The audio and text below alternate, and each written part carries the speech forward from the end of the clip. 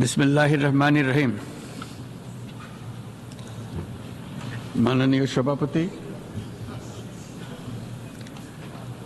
জাতিসংঘের সাধারণ পরিষদের সভাপতি নির্বাচিত হওয়ায় প্রথমেই আপনাকে আন্তরিক অভিনন্দন জানাচ্ছি।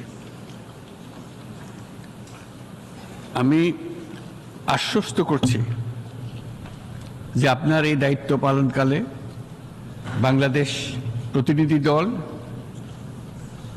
আপনাকে পূর্ণাঙ্গ সহযোগিতা প্রদান করবে। জাতিসংঘের ম্যান্ডেটকে সমুন্নত রেখে বৈশ্বিক সংকট সমূহ নিরসনে মহাসচিব অ্যান্টোনিও গুতেরেসের দৃঢ় প্রতিজ্ঞ সাফল্যমণ্ডিত নেতৃত্বের জন্য তাকেও জানাই আন্তরিক সাধুবাদ। সামিট অব দ্য ফিউচার আয়োজনে আমি মহাসচিবের দূরদর্শী ভূমিকার বিশেষ প্রশংসা করছি। সম্মেলনে যে pact for the future and declaration on future generations সর্বসম্মতভাবে গৃহীত হয়েছে, তা এজেন্ডা 2030 পরবর্তী বৈশ্বিক উন্নয়ন কর্মপন্থা নির্ধারণে বিশেষ সহায়ক হবে বলে আমি মনে করি। বাংলাদেশ বিশ্বাস করে যে এই সম্মেলনের অর্জন বৈশ্বিক সমৃদ্ধি অর্জনের জন্য আমাদের সবার অভিপ্রায় ও সহযোগিতা কাঠামো প্রণয়নে দিক নির্দেশক হিসেবে কাজ করবে। এই জুলাই আগস্ট মাসে বাংলাদেশে যে যুগান্তকারী পরিবর্তন সংগঠিত হয়েছে, তার প্রেক্ষিতেই আজ আমি বিশ্ব সম্প্রদায়ের এই মহান সংসদে উপস্থিত হতে পেরেছি। আমাদের গণমানুষের, বিশেষ করে তরুণ সমাজের অফুরন্ত শক্তি আমাদের বিদ্যমান রাষ্ট্র কাঠামো ও প্রাতিষ্ঠানিক আয়োজনগুলো আমূল রূপান্তরের এক নতুন সম্ভাবনার দ্বার উন্মোচন করেছে। আমাদের ছাত্র ও যুব সমাজের আন্দোলন প্রথম দিকে মূলত ছিল বৈষম্য বিরোধী আন্দোলন, পর্যায়ক্রমে তা গণ আন্দোলনের রূপ নিয়েছে। এরপর সারা পৃথিবী অবাক বিস্ময়ে দেখেছে কিভাবে সমগ্র বাংলাদেশের মানুষ একনায়কতন্ত্র, নিপীড়ন, বৈষম্য, অবিচার ও দুর্নীতির বিরুদ্ধে রাজপথ ও সামাজিক যোগাযোগের মাধ্যমে দৃঢ়ভাবে রুখে দাঁড়িয়েছিল। আমাদের ছাত্র জনতা তাদের অদম্য সংকল্প ও প্রত্যয়ের মাধ্যমে একটি স্বৈরাচারী ও অগণতান্ত্রিক শাসন ব্যবস্থা থেকে আমাদের মুক্তি এনে দিয়েছে। তাদের এই সংকল্পের মধ্যেই আমাদের দেশের ভবিষ্যৎ নিহিত।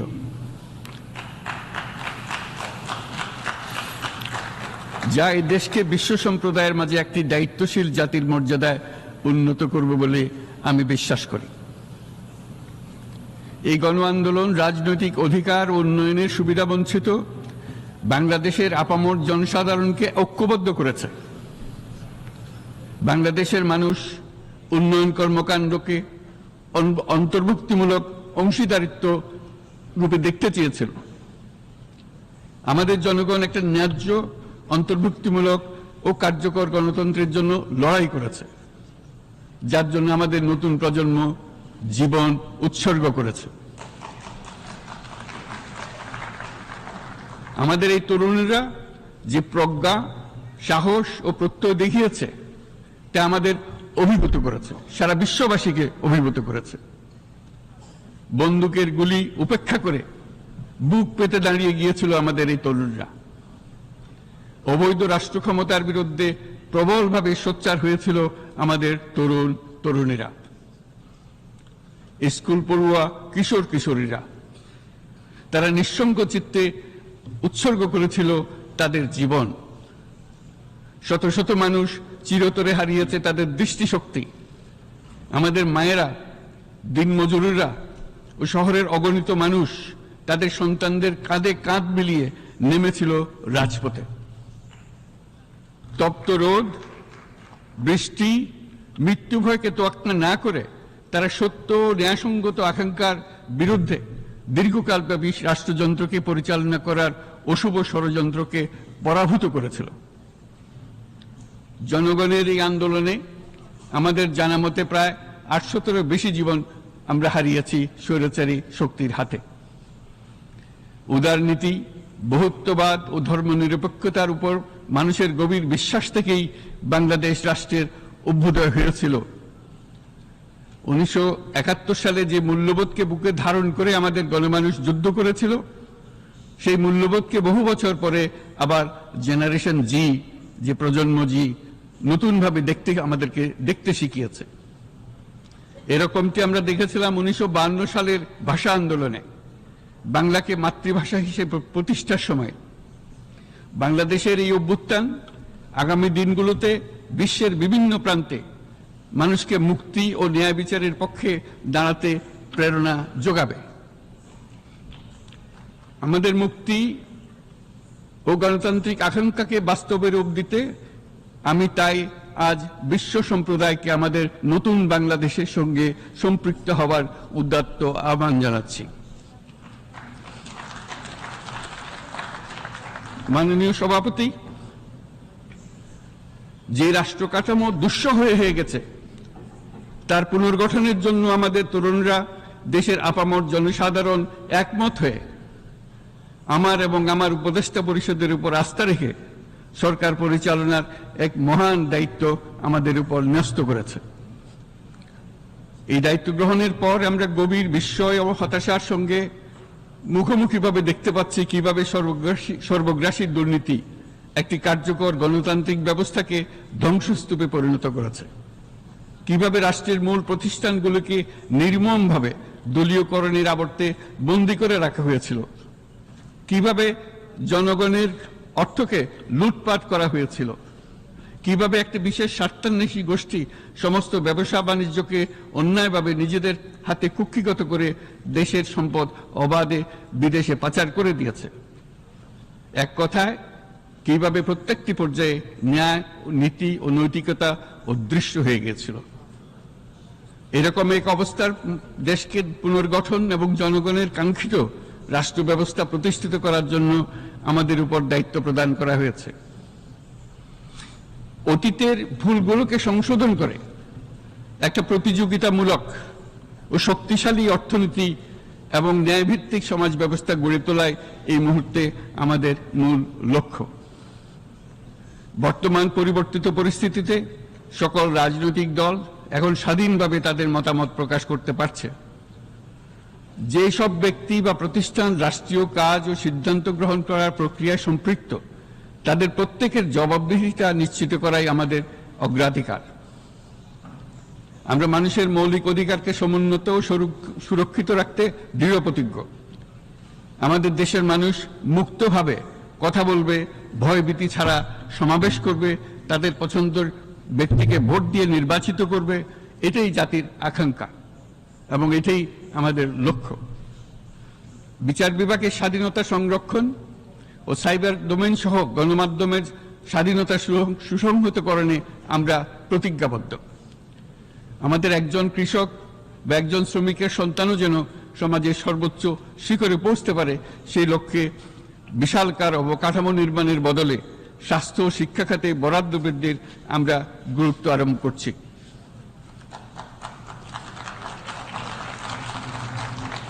রাষ্ট্র ব্যবস্থার সকল পর্যায়ে সুশাসন ফিরিয়ে আনাই আমাদের অভীষ্ট। বাংলাদেশে যেসব আন্তর্জাতিক, আঞ্চলিক এবং দ্বিপাক্ষিক চুক্তির পক্ষভুক্ত, সেগুলো প্রতিপালনে আমাদের সরকার বদ্ধপরিকর। জাতিসংঘ সহ বহুপাক্ষিক বিশ্ব কাঠামোতে বাংলাদেশের সক্রিয় অংশগ্রহণ ও অবদান অব্যাহত থাকবে। পারস্পরিক শ্রদ্ধাবোধ, মর্যাদা ও স্বার্থ রক্ষণের ভিত্তিতে বাংলাদেশ বিশ্বের সকল রাষ্ট্রের সাথে বন্ধুত্বপূর্ণ সম্পর্ক বজায় রাখবে। মাননীয় সভাপতি, গত 7 সপ্তাহের মধ্যে আমাদের সরকার বিভিন্ন গুরুত্বপূর্ণ পদক্ষেপ গ্রহণ করেছে। আমাদের অনুরোধে সাড়া দিয়ে জাতিসংঘের মানবাধিকার বিষয়ক হাই কমিশনার বাংলাদেশের গণ আন্দোলনকালে সংগঠিত মানবাধিকার লঙ্ঘনের বিষয়ে বিস্তৃত অনুসন্ধান এবং এইসব বিষয়ে ঘটনার পুনরাবৃত্তি রোধে পরামর্শ প্রদানের জন্য একটা ফ্যাক্ট ফাইন্ডিং কমিশন গঠন এবং তার কাজ শুরু করার জন্য দ্রুত বাংলাদেশে পাঠিয়ে দিয়েছে। আমি তাকে বাংলাদেশের পক্ষ থেকে অশেষ ধন্যবাদ জানাচ্ছি। দায়িত্বভার গ্রহণের 2 সপ্তাহের মধ্যে আমরা গুম প্রতিরোধে যে আন্তর্জাতিক কনভেনশন রয়েছে তাতে যোগদান করেছি।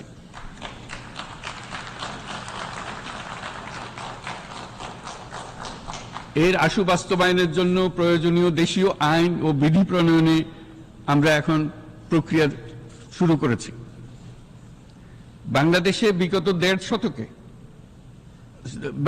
গত 1.5 দশকে যে সমস্ত গুমের অভিযোগ রয়েছে সেগুলো তদন্ত করার জন্য একটি তদন্ত কমিশন এই মুহূর্তে কর্মরত আছে। মানুষের আস্থা আত্মবিশ্বাস ফিরিয়ে আনতে এবং নির্মম অতীত যেন আর ফিরে না আসে কোনোদিন, সেই জন্য আমরা কিছু সুনির্দিষ্ট খাতে সংস্কারকে অগ্রাধিকার দিয়েছি। সেই লক্ষ্যে আমরা বিদ্যমান নির্বাচন ব্যবস্থা, সংবিধান, বিচার ব্যবস্থা, জনপ্রশাসন, আইন শৃঙ্খলা ব্যবস্থা সংস্কারের জন্য স্বাধীন কমিশন গঠন করেছি। সংবাদপত্র ও গণমাধ্যমের সংস্কারের জন্যও পৃথক কমিশন সহ আরো কয়েকটি বিশেষ বিষয়ে কমিশন গঠন প্রক্রিয়াধীন রয়েছে। ব্যবসা বাণিজ্যে অনুকূল পরিবেশ সৃষ্টির লক্ষ্যে আমরা ব্যাংক ও আর্থিক খাতের ব্যাপক সংস্কারের উদ্যোগ গ্রহণ করেছি। কোনো বিদেশি ব্যবসা বা বিনিয়োগ যেন ক্ষতিগ্রস্ত না হয় তা নিশ্চিত করতে আমরা বদ্ধপরিকর। এসব সংস্কার যেন টেকসই হয়, দীর্ঘমেয়াদে নিশ্চিত করতে এবং অবাধ ও নিরপেক্ষ অংশগ্রহণপূর্বক নির্বাচনের জন্য উপযোগী পরিবেশ সৃষ্টি করতে আমরা কাজ করে যাচ্ছি। গণতন্ত্র, আইনের শাসন, সমতা, সমৃদ্ধি অর্জনের মাধ্যমে একটি ন্যায়ভিত্তিক সমাজ হিসেবে আত্মপ্রকাশের অভিপ্রায় বাস্তবায়নে আমি বাংলাদেশের প্রতি আন্তর্জাতিক সম্প্রদায়ের সমর্থন ও গভীরতর সম্পর্ক গঠন করার জন্য আহ্বান জানাচ্ছি।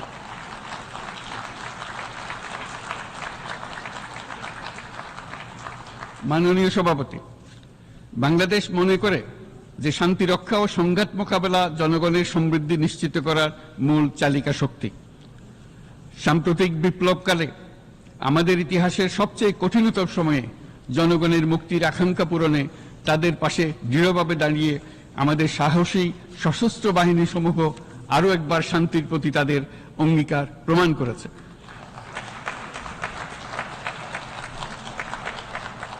এটা সম্ভব হয়েছে শান্তি রক্ষায় আমাদের অঙ্গীকারের কেন্দ্রবিন্দুতে মানবাধিকারকে স্থান দেওয়ার ফলে। জাতিসংঘের পিস বিল্ডিং কমিশনের সূচনা লগ্ন থেকেই শান্তি রক্ষার মতো শান্তি বিনির্মাণেও বাংলাদেশ সমান অঙ্গীকার ব্যক্ত করে এসছে। আমাদের দিনগুলোতে আমরা জাতিসংঘের শান্তি রক্ষা কার্যক্রমে আমাদের মূল্যবোধ ভিত্তিক অবদানের ধারাবাহিকতা রক্ষা, সমুন্নত ও প্রসারিত করতে বদ্ধপরিকর। জাতিসংঘের শান্তি রক্ষা কার্যক্রমে অবদানকারী তৃতীয় বৃহত্তম রাষ্ট্র হিসেবে বাংলাদেশ এখন পর্যন্ত 43টি দেশে 63টি মিশনে শান্তিরক্ষী প্রেরণ করেছে।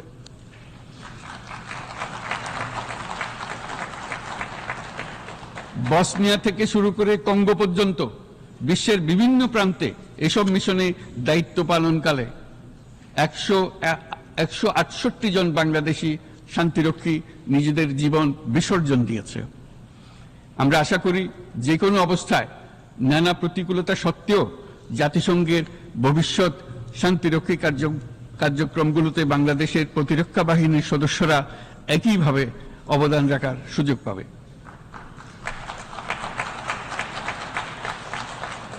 মাননীয় সভাপতি, আমাদের সকলের বাসস্থান এই পৃথিবী বৈশ্বিক অগ্রাধিকারগুলোকে সঠিকভাবে নির্ণয় করতে আগ্রহী। জলবায়ু পরিবর্তন আমাদের সকলের অস্তিত্বের প্রতি হুমকি স্বরূপ। এই গ্রীষ্মে সর্বকালের রেকর্ড ভঙ্গকারী তাপদাহ আমাদের জলবায়ুজনিত পরিবর্তনের কথা স্পষ্টভাবে স্মরণ করিয়ে দিয়েছে। আমাদের যা প্রয়োজন তা হলো জলবায়ু সম্পর্কিত ন্যায় বিচার, যাতে করে দায়িত্বজ্ঞানহীন সিদ্ধান্ত, উদাসীন আচরণ কিংবা এর মাধ্যমে সাধিত ক্ষতির বিষয়ে যারা সংশ্লিষ্ট তাদের দায়বদ্ধ করা যায়। জলবায়ু পরিবর্তনজনিত দীর্ঘমেয়াদী প্রভাবগুলো অপূরণীয় ক্ষতির কারণ হয়ে দাঁড়িয়েছে। আমরা জীব বৈচিত্র্য হারিয়ে ফেলছি, প্যাথোজেনের পরিবর্তনের ফলে নতুন রোগ বাড়ছে, কৃষিক্ষেত্রে চাপ বাড়ছে ক্রমাগতভাবে, পানি সম্পদ ঝুঁকিতে ফেলছে আমাদের বাসযোগ্যতাকে, সমুদ্র পৃষ্ঠের উচ্চতা বৃদ্ধি এবং লবণাক্ততা আমাদের ক্ষতি করছে প্রতিনিয়ত।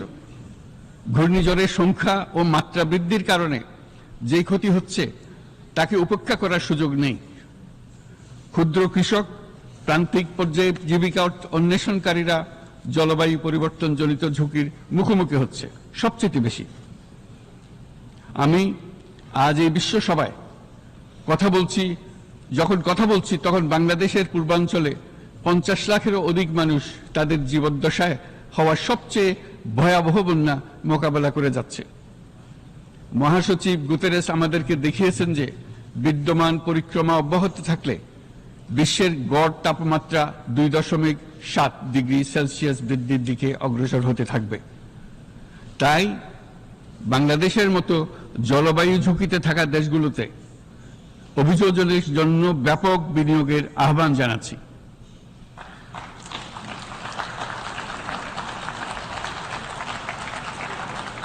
এছাড়াও উদ্ভাবনী শক্তির প্রয়োগ, অতিরিক্ত অর্থায়নের মাধ্যমে লস এন্ড ড্যামেজ ফান্ডকে কার্যকর করার আমাদের জন্য অত্যন্ত গুরুত্বপূর্ণ। একইভাবে আমাদের প্রয়োজন প্রযুক্তির সহজলভ্যতা, সক্ষমতা বৃদ্ধি।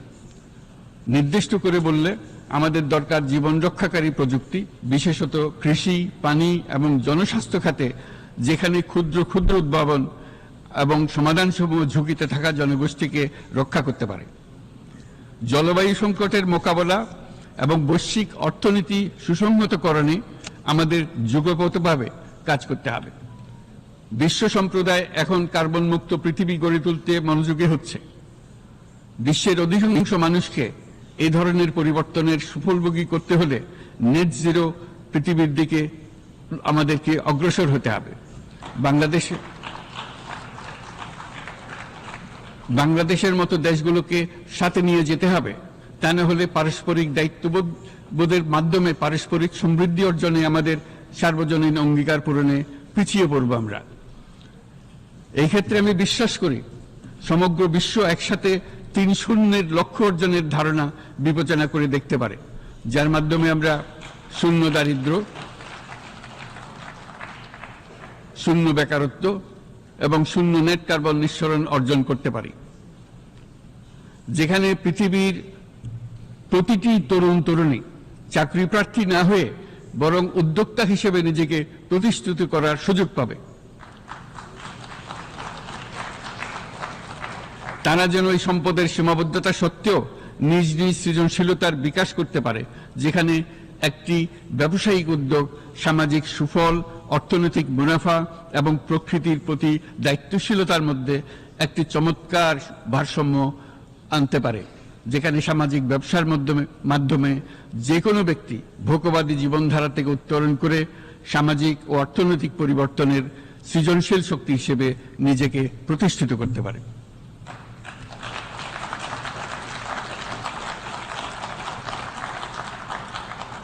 এই সময়ে তাই প্রয়োজন উন্নত উন্নয়নশীল সকল দেশসমূহ এবং বিভিন্ন অংশীদারদের মধ্যে নতুন দৃষ্টিভঙ্গি, নতুন মূল্যবোধ এবং নতুন একতা।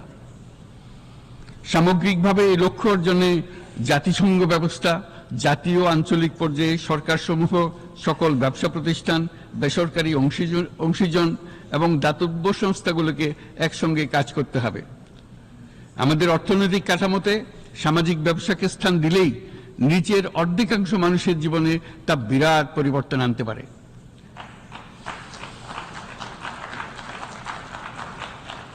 এই পদক্ষেপ একই সঙ্গে জলবায়ুর ধ্বংসাত্মক গতিকে সফলভাবে রোধ করতে পারে এবং বাজার ব্যবস্থার মাধ্যমেই এই মীমাংসা হতে পারে। এ বিষয়ে আমি মহাসচিব গুতেরেসের বিশেষ দৃষ্টি আকর্ষণ করছি। মাননীয় সভাপতি, বহুমুখী সংকটে জর্জরিত বর্তমান বিশ্বে যুদ্ধ এবং সংঘাতের ফলে ব্যাপক ভিত্তিতে মানুষের অধিকার খর্ব হচ্ছে। বিশ্ববাসীর উদ্বেগ এবং নিন্দা সত্ত্বেও গাজায় গণহত্যা থামছে না।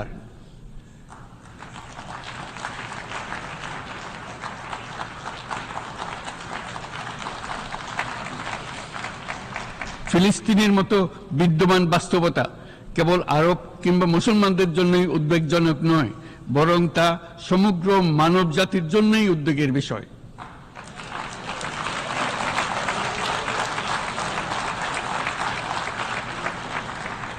একজন মানুষ হিসেবে প্রত্যেক ফিলিস্তিনির জীবন অমূল্য।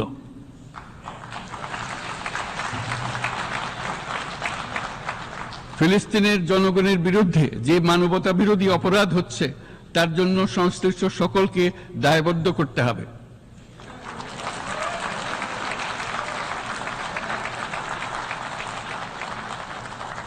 ফিলিস্তিনের জনগণের উপর চলমান নৃশংসতা, বিশেষত নারী এবং শিশুদের সাথে প্রতিনিয়ত যে নিষ্ঠুরতা বিশ্ব দেখাচ্ছে, তা থেকে নিস্তারের জন্য বাংলাদেশ অনতিবিলম্বে সম্পূর্ণ যুদ্ধবিরতির আহ্বান জানাচ্ছে।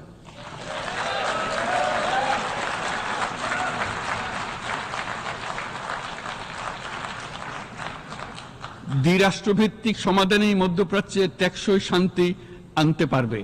তাই জাতিসংঘ সহ আন্তর্জাতিক সম্প্রদায়ের সকলকে এর বাস্তবায়নের জন্য এখনই উদ্যোগ নিতে আহ্বান জানাচ্ছি।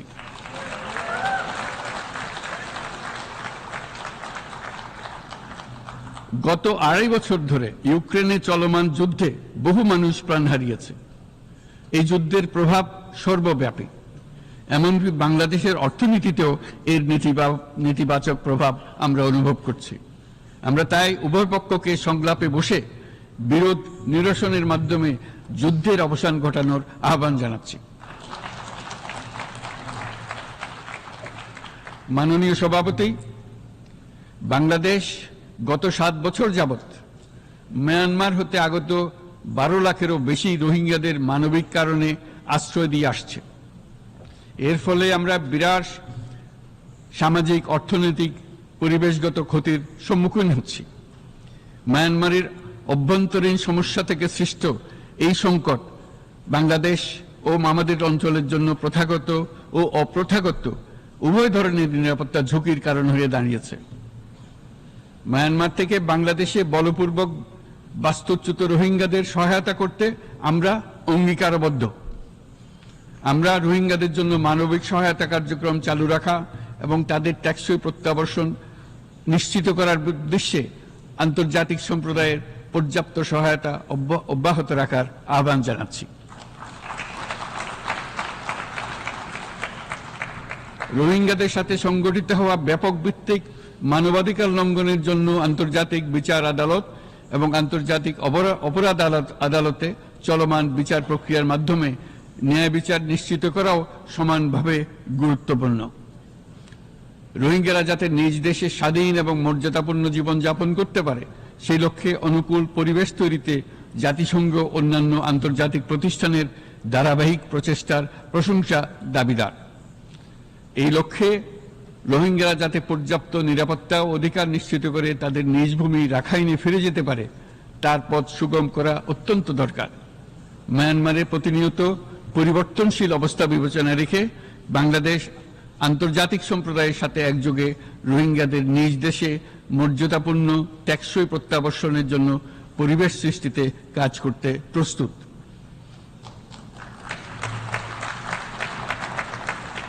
মাননীয় সভাপতি, রাজনৈতিক মুক্তি এবং সামাজিক অর্থনৈতিক জাগরণ ব্যতীত শান্তি ও নিরাপত্তা নিশ্চিতে সাফল্য অর্জন করা সম্ভব নয়। প্রায় 1 দশক পূর্বে বিশ্ব সম্প্রদায় সর্বসম্মতক্রমে এজেন্ডা 2030 প্রণয়ন করেছিল। আমরা সবাই আমাদের সামষ্টিক আকাঙ্ক্ষা ও বিশ্বাস অর্পণ করেছি এই সার্বজনীন টেকসই উন্নয়ন অভিষ্টগুলো অর্জনে। সার্বিকভাবে মাত্র 17% ও কম লক্ষ্যমাত্রা অর্জন হয়েছে। স্পষ্টতই এই ক্ষেত্রে অনেক উন্নয়নশীল রাষ্ট্র আরো পিছিয়ে আছে। উন্নয়নশীল দেশগুলোকে এসডিজি অর্থায়নের বছরে প্রায় 2.5 থেকে 4 ট্রিলিয়ন মার্কিন ডলারের সমান ঘাটতি মোকাবেলা করতে হচ্ছে। উন্নয়নশীল বিশ্বের ঋণের বোঝা, ক্ষয়িষ্ণু আর্থিক সক্ষমতা এবং জলবায়ু পরিবর্তনের ক্ষতিকর প্রভাবের কারণে বাংলাদেশের মতো দেশগুলিতে বেশি ঝুঁকিতে রয়েছে। আমরা আশা করি উন্নয়নের জন্য অর্থায়ন সংক্রান্ত চতুর্থ আন্তর্জাতিক সম্মেলনে এই ধরনের জটিল এবং কাঠামোগত সমস্যাগুলোর দিকে নজর দেওয়া হবে। বহুপাক্ষিক আর্থিক প্রতিষ্ঠানগুলোকে এমন অভিন্ন লক্ষ্যে নিয়ে যাওয়ার কাজ করতে হবে যাতে সকল রাষ্ট্র সমানভাবে সম্পদ ও সুযোগের ব্যবহার করতে পারে। তারা নিজেদের কর্মসূচিতে সামাজিক ব্যবসাকে গুরুত্বপূর্ণ ভূমিকা দিতে পারে, যাতে নিম্ন আয়ের দেশগুলোর বাস্তবতাকে বিশেষভাবে মোকাবেলা করা যায়, যা ব্যবসায়ী উদ্যোগ এবং ব্যক্তির সৃজনশীলতাকে উদ্বুদ্ধ করে, যা বঞ্চিত জনগোষ্ঠীকে বিশালভাবে সহায়তা করে। এই ক্ষেত্রে অবৈধ অর্থের প্রবাহ এবং উন্নয়নশীল দেশগুলো থেকে সম্পদ পাচার বন্ধ করা অত্যন্ত আবশ্যক। উন্নয়নশীল দেশগুলো থেকে পাচার হয়ে যাওয়া সম্পদ ফেরত আনার জন্য আন্তর্জাতিক সহযোগিতা জোরদার করতে হবে। আমরা আশা করি কর ফাঁকি রোধে আন্তর্জাতিক কর কনভেনশন অতি শীঘ্রই গৃহীত হবে। মাননীয় সভাপতি, আমরা যে নিবিড়ভাবে সংযুক্ত বিশ্বে বসবাস করছি, সেখানে অভিবাসন এবং মানুষের অবাধ প্রবাহ এক অলঙ্ঘনীয় বাস্তবতা। বাংলাদেশি নাগরিকরা প্রতিনিয়ত বিভিন্ন দেশে অভিবাসী হিসেবে যাচ্ছেন। তারা বিভিন্ন দেশে তাদের কর্মসংস্থানের সন্ধানে আছেন। বিশ্বের বিভিন্ন প্রান্তে এই মুহূর্তে প্রায় 1.5 কোটি প্রবাসী বাংলাদেশি আছেন। সকলের জন্য অভিবাসনের উপযোগিতা নিশ্চিত করতে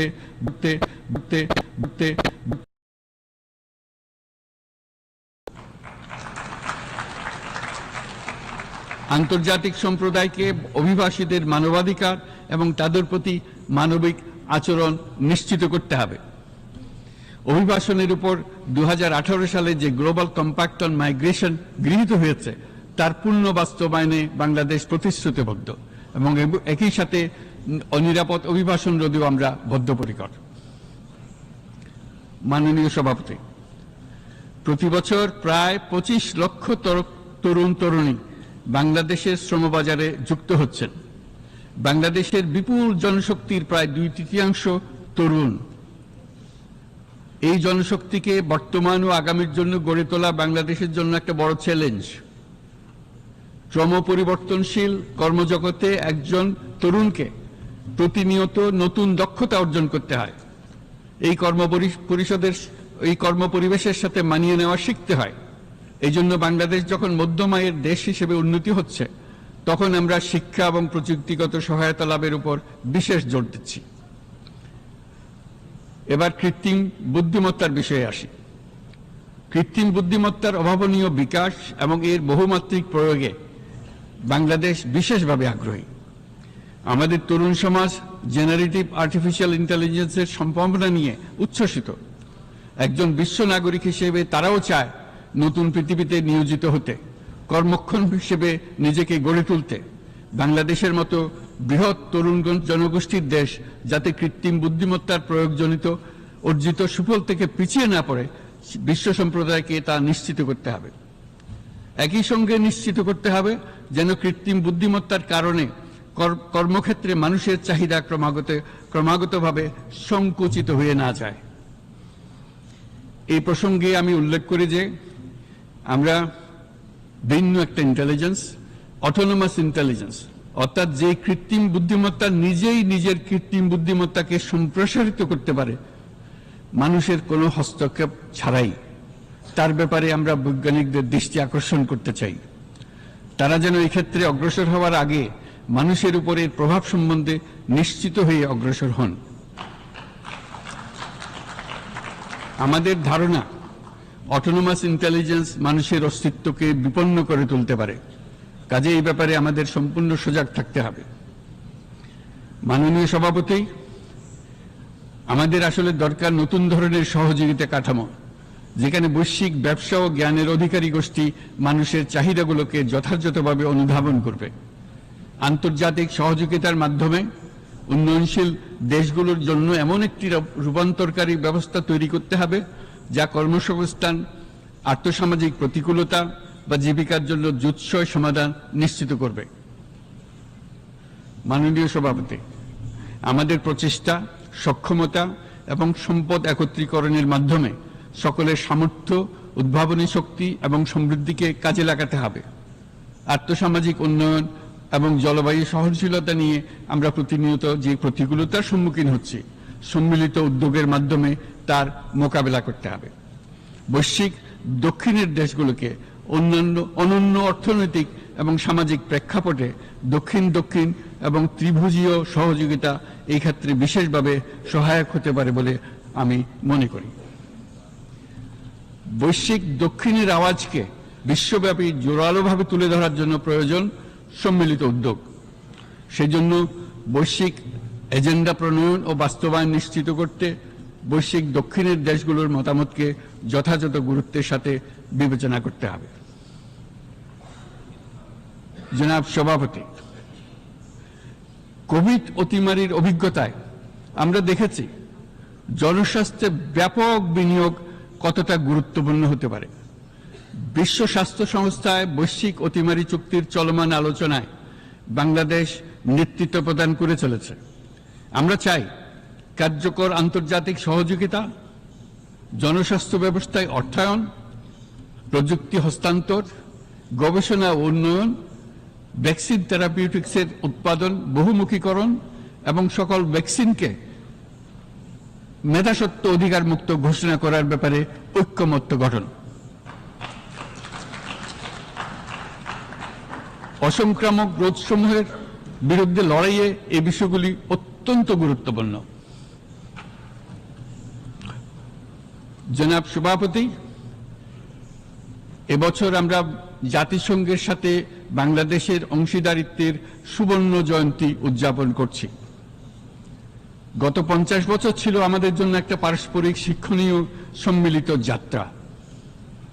সীমিত উপায়ে বাংলাদেশ বৈশ্বিক শান্তি ও নিরাপত্তা, ন্যায়, সমতা, মানবাধিকার প্রতিষ্ঠায় ধারাবাহিকভাবে অবদান রেখে আসছে। আমাদের সমন্বিত প্রয়াসের পেছনে আছে সত্যিকার অর্থে একটি নিয়মভিত্তিক বৈশ্বিক ব্যবস্থা গড়ে তোলা। এই প্রসঙ্গে উদাহরণ হিসেবে আমি স্মরণ করছি 1999 সালে জাতিসংঘ সাধারণ পরিষদে ক্ষুদ্র ঋণের উপর গৃহীত রেজুলেশনের কথা। সেই সময় জাতিসংঘ 2005 সালকে ইয়ার অফ মাইক্রোক্রেডিট ঘোষণা করেছিল, যার ফলে ক্ষুদ্র ঋণ বিশ্বব্যাপী সম্প্রসারিত হবার সুযোগ পেয়েছিল। একই সময়ে বাংলাদেশের উদ্যোগে গঠিত হয়েছিল ফ্রেন্ডস অব মাইক্রোক্রেডিট।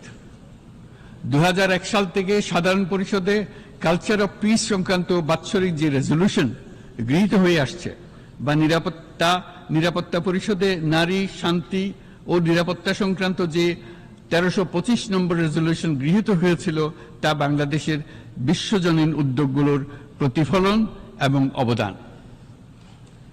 মাননীয় সভাপতি, আজ এই মহান বিশ্বসভায় বিশ্ব নেতৃবৃন্দের উপস্থিতিতে প্রতিধ্বনিত হচ্ছে শান্তি, নিরাপত্তা, ন্যায় বিচার প্রতিষ্ঠা এবং সম্পদের সুষম বন্টনের মাধ্যমে সকলের অন্তর্ভুক্তি নিশ্চিত করার আহ্বান। সদস্য রাষ্ট্র হিসেবে আমাদের প্রত্যেককে আজ গভীরভাবে অনুধাবন করতে হবে কিভাবে আমরা নারী, পুরুষ সকলের জন্য ও আগামীর দিনগুলোতে উদ্যোক্তা হবার সমান সুযোগ সৃষ্টি এবং তাদের ক্ষমতায়ন নিশ্চিত করতে পারি। সকল বৈশ্বিক সমস্যার সমাধানের জন্য আমাদের সবার হাতে যথেষ্ট সক্ষমতা, সম্পদ এবং উপায় রয়েছে। আসুন আমরা জাতীয় বা আন্তর্জাতিক যেসব প্রতিশ্রুতি দিয়েছি তা বাস্তবায়ন করি এবং অর্থনৈতিক ক্ষেত্রে সামাজিক ব্যবসার ধারণা প্রতিষ্ঠিত করে সকল প্রকার বৈষম্য ও অসমতার অবসানে ঐক্যবদ্ধভাবে আমরা কাজ করি। বাংলাদেশের তরুণরা প্রমাণ করেছে যে মানুষের স্বাধীনতা, মর্যাদা ও অধিকার সমুন্নত রাখার অভিপ্রায় কোনো উচ্চাভিলাষ নয়, বরং এটা সকলের নিশ্চিত প্রাপ্য। আজ এই মহান সমাবেশে আপনাদের উপস্থিতিতে শান্তি, সমৃদ্ধি ও ন্যায় বিচার নিশ্চিত করতে আন্তর্জাতিক, আঞ্চলিক এবং জাতীয় পর্যায়ে বাংলাদেশে তার ভূমিকাকে ক্রমাগতভাবে জোরদার করার নিশ্চয়তা দিচ্ছে। আজ আপনাদের সবাইকে শুভেচ্ছা জানাচ্ছি, ধন্যবাদ জানাচ্ছি।